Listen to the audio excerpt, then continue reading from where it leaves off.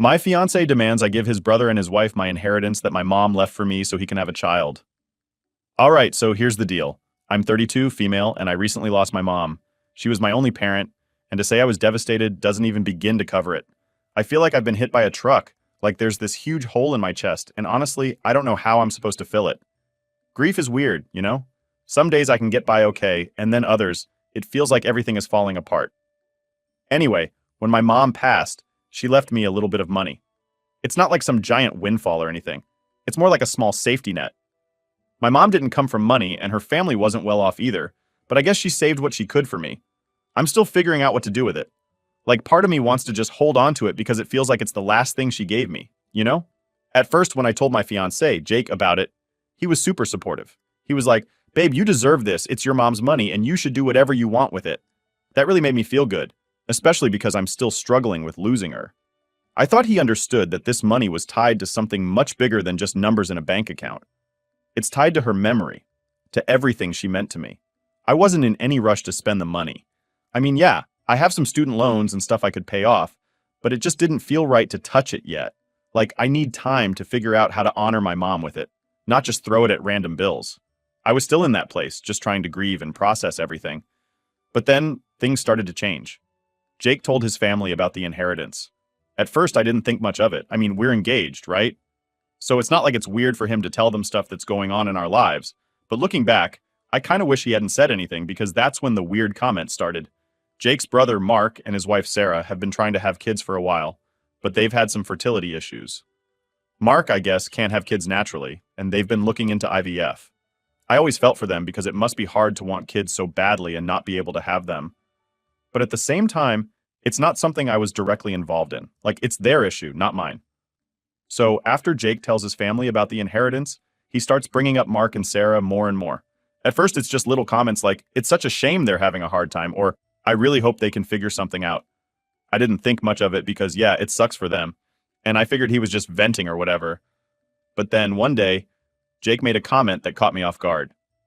We were sitting at the kitchen table and he says something like, "You know, if they could afford IVF, they'd finally be able to have a baby." I nodded, kind of absent-mindedly, not realizing where this was going. But then he adds, "It's too bad they don't have the money for it." At that point, I paused. It was clear where this was heading, but I didn't want to assume the worst. So I just kind of waited for him to say more. And sure enough, he did. "You know, with the money from your mom's inheritance, you could help them out," Jake said, like it was the most obvious thing in the world. He said it so casually, like he wasn't asking for much at all. I just sat there, staring at him for a minute. I didn't even know what to say. I mean, was he seriously suggesting that I take the money my mom left me and give it to his brother and sister-in-law for their IVF treatments? That's a huge deal, right? It's not like he was asking me to lend them $20 or something. "I don't think that's what I want to do with it," I finally said, trying to be polite but firm. I didn't want to cause a fight, but I also wanted to make it clear that this wasn't happening. Jake looked surprised, almost like he hadn't considered that I might say no. "But they need help," he said, like that was supposed to change my mind. "It's the only way they can have a family." Now look, I get that they're struggling, and I really do feel for them. But at the same time, this is my mom's money. It's not just some random sum of cash lying around for people to dip into whenever they feel like it. It's something she worked hard for, and I'm the one she left it to. It's not something I want to just give away because someone else is having a tough time, even if they're family. "I'm really sorry they're going through this," I told Jake, trying to keep the peace. "But I just don't feel comfortable using my mom's money for that. I need to figure out what I want to do with it first." Jake didn't say much after that, but I could tell he wasn't happy. The whole conversation just left a weird feeling in the air. I went to bed that night, thinking about everything, but I still felt like I made the right decision. This money was tied to my mom, and I wasn't going to let anyone pressure me into doing something I didn't want to do with it. The next day, Jake was still quiet, and I could tell he was stewing about it. He didn't bring it up again, but something about his mood just felt off. I figured maybe he needed time to cool down and realized that what he asked me was kind of a big deal. But deep down, I had this gut feeling that this wasn't the end of the conversation. And I was right.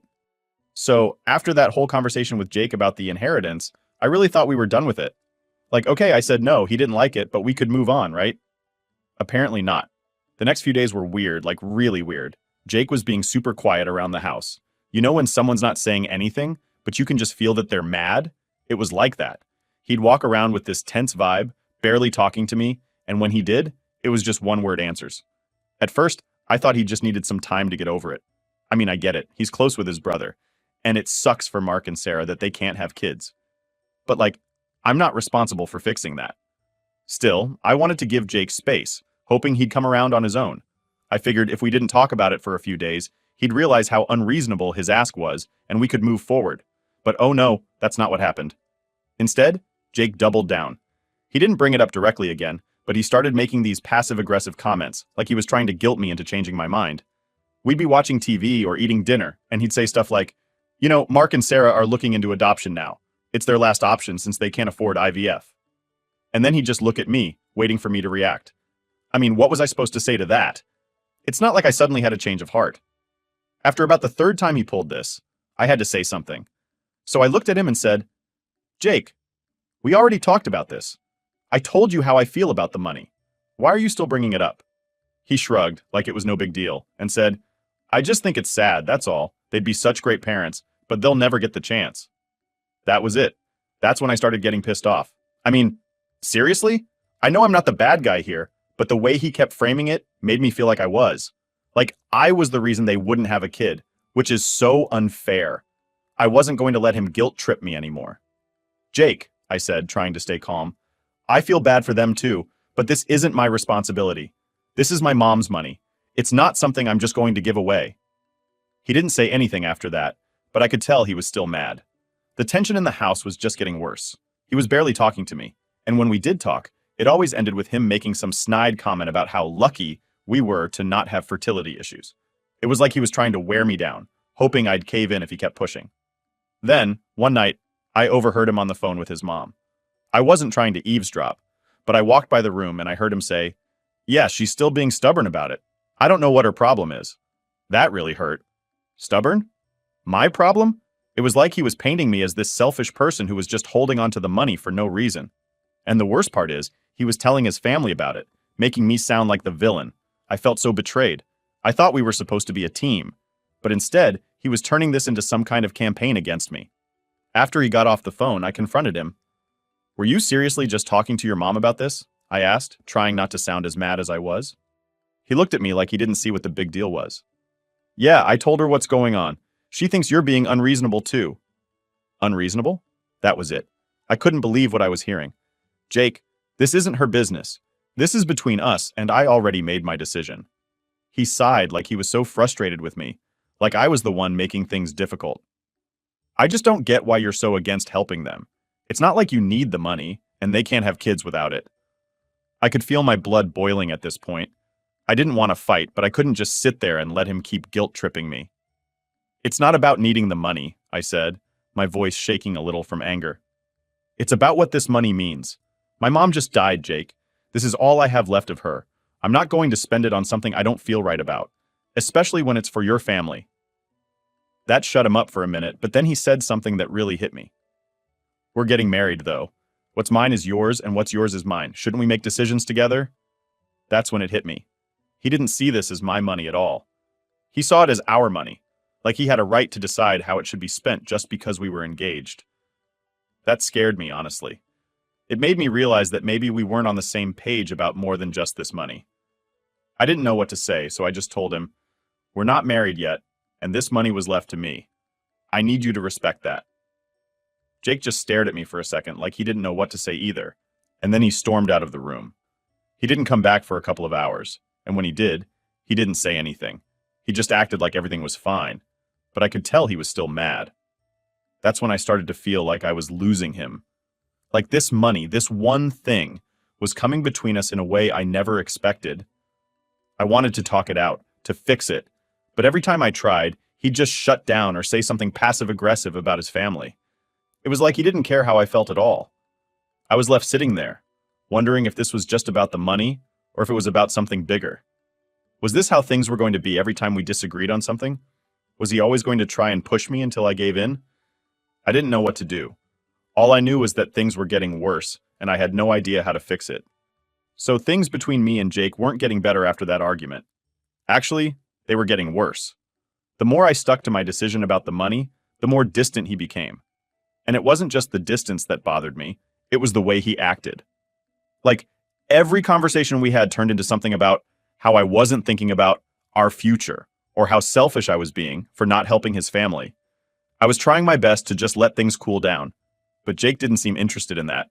Instead, he kept throwing little digs at me, almost like he was waiting for me to break and say, "Okay, fine, take the money."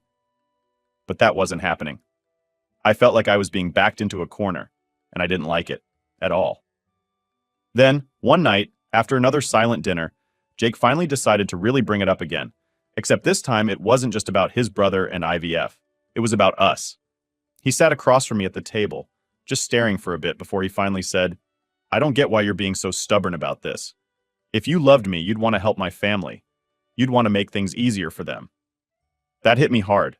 I mean, I do love Jake, but love isn't just about giving in to whatever the other person wants, right? Especially when it comes to something as personal as this. But before I could even respond, he kept going. "We're supposed to be building a future together, but it feels like you're not even considering what I want. You're making this all about you and your feelings, like I don't even matter." Now I was getting really mad. Like, I had been trying so hard to be patient, to not escalate things, but hearing him say that, it felt so unfair. It felt like he was completely ignoring the fact that I had lost my mom, and that this wasn't just some random chunk of money. It was the last thing she left me, and he was acting like that didn't mean anything. "I am thinking about us," I said, trying to stay calm. "But this money isn't about you or your brother. It's about my mom, and I need to figure out what to do with it in my own time. I'm not saying I'll never help them, but right now, I just can't." But Jake wasn't having it. He shook his head, looking more frustrated than ever. "I don't understand why it's such a big deal. It's not like you're using the money for anything. It's just sitting there, and they need it now. We're a team, but it doesn't feel like it." That's when it clicked for me. Jake wasn't upset about his brother needing help. I mean, sure, he cared about that, but what he was really upset about was control. He wanted control over the money, over what I did with it, and he couldn't stand that I wasn't just going along with his plan. "I'm not going to spend the money just because you want me to," I finally said, feeling the anger boiling up inside me. "I'm not your bank. This is my decision, and I need you to respect that." Jake didn't say anything for a minute, just sat there staring at me like he couldn't believe what I was saying. Then he stood up, pushed his chair back, and walked out of the room. I didn't follow him this time. I couldn't. I needed space too because I was starting to question everything about our relationship. Over the next few days, things were tense. Jake barely spoke to me, and when he did, it was always short, passive-aggressive comments about me being stubborn or not thinking about our future. It was exhausting. I was walking on eggshells around him, trying to avoid more fights, but it seemed like everything I did just pissed him off more. Then, out of nowhere, he dropped a bomb on me. We were sitting in the living room, barely talking, when he suddenly turned to me and said, "If you're not willing to help my family, maybe we need to rethink this whole marriage thing." I was stunned. Like, I didn't even know what to say at first. Was he seriously threatening to call off our engagement because I wouldn't pay for his brother's IVF? That felt like emotional blackmail, and it hit me like a punch in the gut. All this time I thought we were just having a disagreement, something we could work through, but now it felt like he was willing to throw everything away over this. "Are you serious?" I asked, staring at him. "You're going to end things because I won't give your brother my mom's money?" Jake shrugged, like it wasn't a big deal. "I'm just saying, if we can't even agree on something this important, maybe we're not right for each other." That was it. That's when I realized that this wasn't just about the money anymore. This was about how Jake saw me and our relationship. To him, me not giving in was the same as me not loving him. And if he couldn't respect my decision now, what was going to happen later on when we disagreed about other things? Was he always going to threaten to leave if I didn't do what he wanted? I didn't know what to say, so I just sat there, trying to process everything. The silence stretched on for what felt like forever before Jake finally stood up and walked out of the room again. He didn't say anything else, just left me sitting there, wondering what the hell had just happened. For the next few days, I felt like I was living in a stranger's house. Jake and I barely spoke, and when we did, it was like we were tiptoeing around each other. I wanted to talk, to figure out what was really going on, but every time I tried to bring it up, he'd shut me down or change the subject. It was like he didn't want to deal with it anymore, like he was waiting for me to come around and give in. But I wasn't going to. I knew that much. I couldn't let him pressure me into doing something I didn't feel right about, no matter how much I loved him. And that's when I started to realize that maybe, just maybe, Jake wasn't the person I thought he was. Maybe this whole thing was showing me something I didn't want to see. So, Things kept getting worse after that last conversation. Jake wasn't backing down, and I wasn't either. We were barely speaking, and when we did, it was just awkward small talk, like two people who didn't really know each other anymore. Every now and then, he'd make some passive-aggressive comment about our future, or how he couldn't believe I was letting money get between us. It was exhausting, and honestly, I didn't know how much longer I could take it. Then one evening, out of nowhere, Jake sat me down like he was about to deliver some huge speech. I braced myself, thinking maybe he was finally going to apologize or try to have a real conversation about where we were headed, but instead he hit me with something else. "Look," he said, staring right at me. "I've been thinking about this a lot, and I still don't understand why you're being so stubborn about the money. We're supposed to be partners, right? And partners make sacrifices for each other." I could feel my face getting hot. I couldn't believe we were still having this same conversation. I thought we'd moved past this, but apparently he hadn't. "Jake, I've told you a million times. This is my mom's money. It's not something I'm just going to give away because you want me to. I need you to respect that." He didn't even flinch. It was like nothing I said was getting through to him. "But it's not like you're using it for anything, right? It's just sitting there. And my brother and Sarah, this is their only chance to have a baby. Why can't you just help them out? It wouldn't change your life at all, but it would change theirs forever." I couldn't believe he was still framing it like that, like my life and my feelings didn't matter. "It's not just about the money," I said, my voice rising despite myself. "This is about you not listening to me, about you not respecting how I feel. You've been pressuring me for weeks, and I'm tired of it." Jake crossed his arms and leaned back in his chair. "I'm not pressuring you. I'm trying to get you to see reason." That was it. I snapped. "See reason?" I practically yelled. "Jake, I've been reasonable this whole time. You're the one who keeps pushing and pushing, like my opinion doesn't matter at all. I've told you from the beginning how I feel about this, and instead of listening, you've spent every day making me feel like the bad guy for not giving in to what you want." His face hardened. "So you're just never going to help them? Is that what you're saying?" I took a deep breath, trying to calm down. "I'm saying I need time to figure out what I want to do with my mom's inheritance. And right now, I don't feel right about giving it away for IVF. I've been clear about that." For a second, he didn't say anything, just stared at me like he couldn't believe what I was saying. Then he stood up and said, "Well, I guess this tells me everything I need to know." I felt a pit forming in my stomach. "What does that mean?" He shrugged, acting like he didn't care as much as I knew he did. "It means that you don't care about building a future with me. You're only thinking about yourself." That hit me like a ton of bricks. I couldn't believe he was turning this around on me, like I was the one being selfish. I'd spent weeks trying to be patient, trying to explain my feelings, and now he was making it sound like I didn't care about our relationship at all. "That's not fair," I said quietly, my voice shaking a little. "I love you, Jake.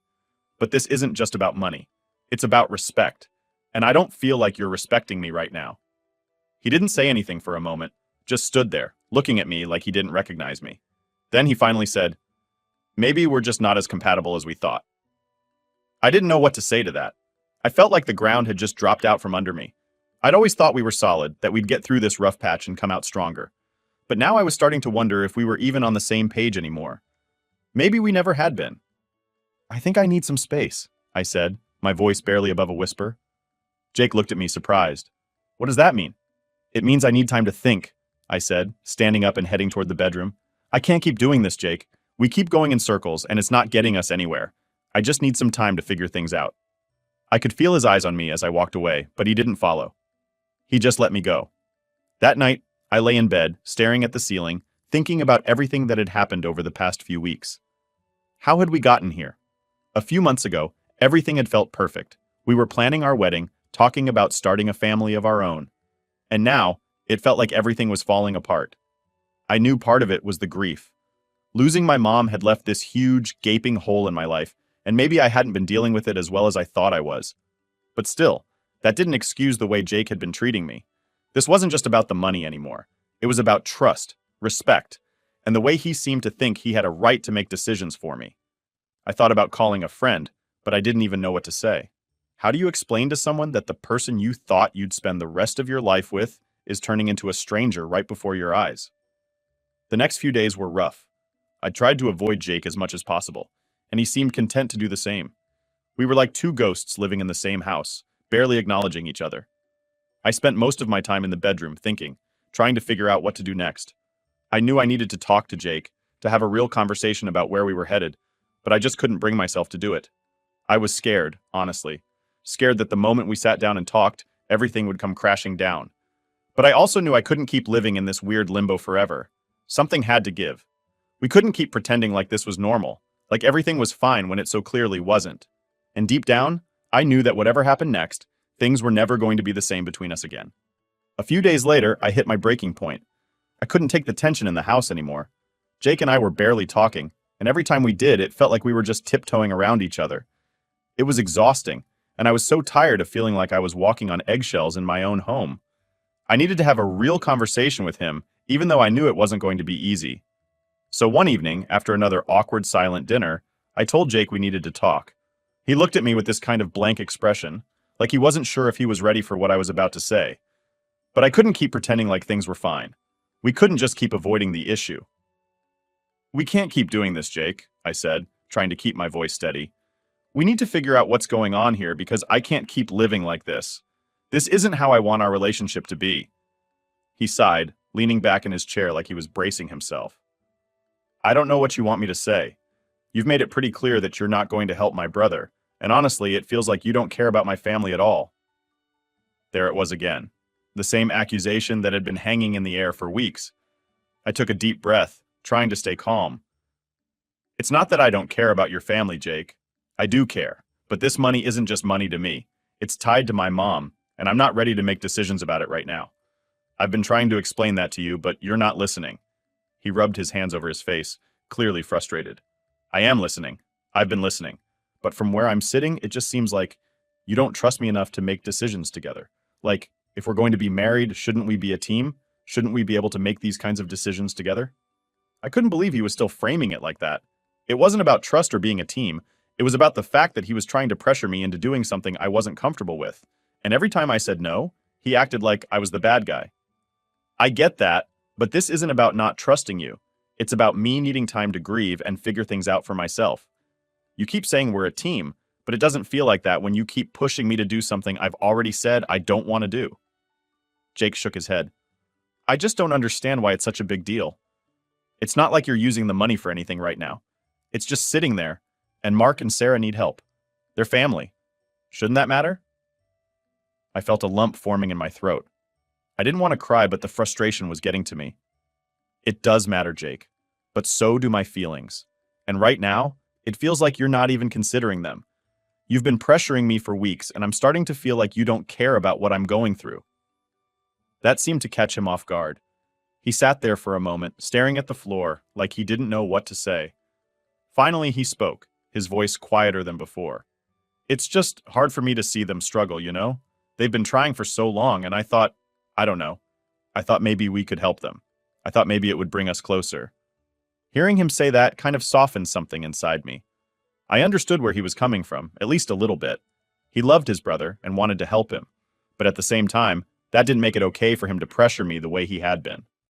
"I get that, Jake," I said, my voice softening too. "I really do. But this is hard for me too. My mom's gone, and this money is all I have left of her. I'm not ready to give that away yet. I need you to understand that." He nodded slowly like he was finally starting to get it. "I didn't mean to make you feel like I don't care about your feelings. I guess I don't know. I got caught up in trying to fix things for Mark and Sarah, and I wasn't thinking about how much this is affecting you." For a moment, I felt a flicker of hope. Maybe we were finally getting somewhere. Maybe we could actually work through this. But then Jake said something that brought everything crashing back down. "But I still think we need to figure this out," he said, looking at me seriously. "Because I don't know if I can be with someone who won't help my family when they need it." That hit me like a punch to the gut. I couldn't believe he was still making this about me not helping his family, like that was the deciding factor in whether or not we stayed together. It felt like everything we just talked about didn't matter. He was still holding on to this idea that if I didn't give in, then I didn't care about him or his family. I stared at him, my heart sinking. "So that's it? If I don't give them the money, we're done?" Jake didn't answer right away. He just sat there looking conflicted, like he didn't want to say it but also didn't want to lie. Finally, he spoke, his voice low.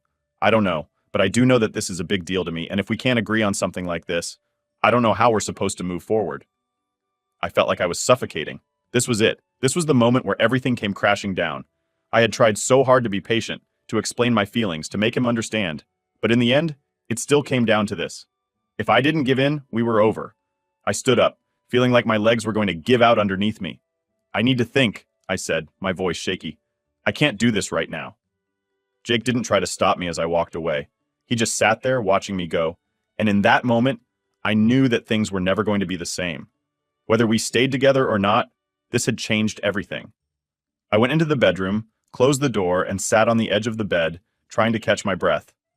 My mind was racing, and all I could think about was how unfair this all felt. How had we gotten here? How had something as personal as my mom's inheritance turned into this huge issue that was threatening to tear us apart? I didn't know what to do. Part of me wanted to run back out there and beg Jake to stay, to tell him I'd do whatever he wanted just to keep us together. But another part of me knew that wasn't right. I couldn't give in just to make him happy. I couldn't let him control this, because if I did, I'd lose a part of myself in the process. And that was something I wasn't willing to do. I sat in the bedroom for what felt like hours, just staring at the wall, trying to make sense of everything. My mind was racing, going back and forth between all the conversations Jake and I had over the last few weeks. The guilt, the pressure, the way he kept twisting things to make it seem like I was the one being unreasonable. It was starting to feel like he was someone I didn't even recognize anymore. I kept thinking about the way he'd said, "I don't know if we can move forward if you don't help my family." That sentence just kept playing over and over in my head, like a broken record. How had we even gotten to this point? How had my relationship turned into some weird test about whether or not I'd give away my mom's inheritance? At some point, I realized I couldn't stay in that room forever. I had to face him, even though I didn't know what I was going to say. My heart was pounding as I walked back out into the living room, where Jake was sitting on the couch, staring at his phone like nothing had happened. "Jake," I said, my voice more steady than I felt. He looked up, surprised that I was speaking to him again so soon. "I need to understand something." He put his phone down and gave me his full attention. "What?" I took a deep breath, trying to gather my thoughts. "Do you really think that if I don't give your brother and Sarah the money, that's it for us? Like, we're done?" He blinked, not expecting me to go there so directly, but he didn't avoid it.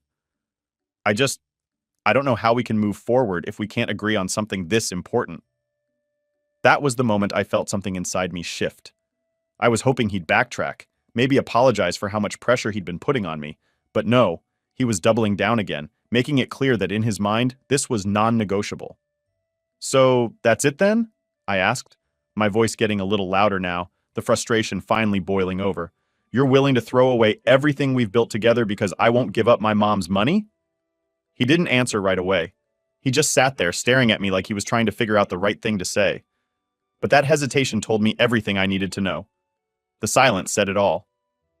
"I can't believe this," I said, my voice cracking. "I can't believe you're putting me in this position."